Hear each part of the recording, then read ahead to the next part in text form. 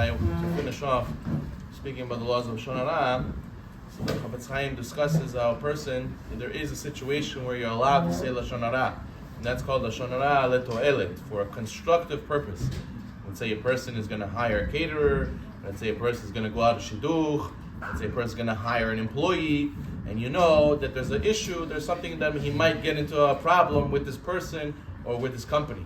And you want to save your friend, you don't want him to get into the same situation. Maybe you have a past experience, or you know what happened to somebody else. You don't want your friend to go through the same balagan. So you want to tell him, listen, maybe you should avoid this person or this thing. I don't know, that maybe there's something you should know before you go in and try it out, before you hire him, before you go out with him, and so on and so forth. This is known as Lashon Hara to'elet.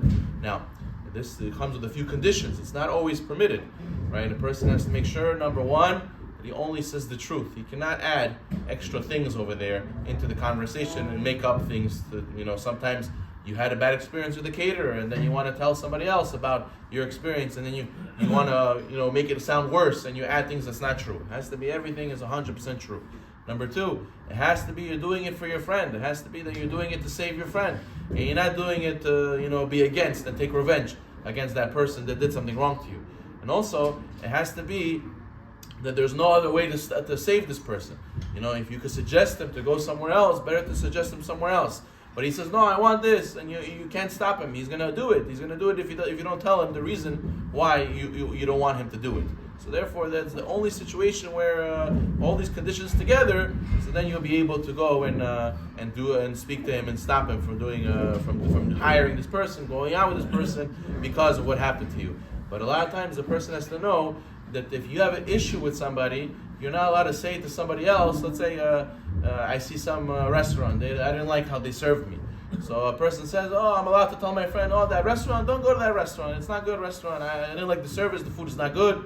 The person has to know you're not allowed to say this, even though you want to save your friend from wasting his money. You have to first talk to the person who you had an issue with, right? Let's say that day they didn't have enough waiters, so maybe that's why they didn't serve you that day properly. You go to the owner and say, listen, you gave me my food cold, the service wasn't good, how come it was like this? You have to speak to the owner first, and then he tells you, listen, just like you came, you can leave also. We don't need people like you, So then you can say, wow, you see, this is the kind of customer service they have. I'll tell my friend not to go to such a place when he asks me.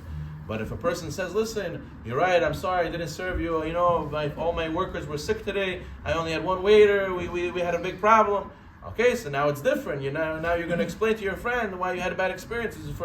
He was a good person, he knows how to give good service. So therefore, it's very important that you speak to the person you have an issue with before you go and tell everybody else your experience. That's another important condition in the laws of Lashon Hara to'elet. There's a story with the Chafetz Chaim alav shalom, when he was traveling on a train, and somebody spoke to him. He didn't know he was the Chafetz Chaim. Back in those days, there wasn't pictures and phones, and not everybody knew who people looked like.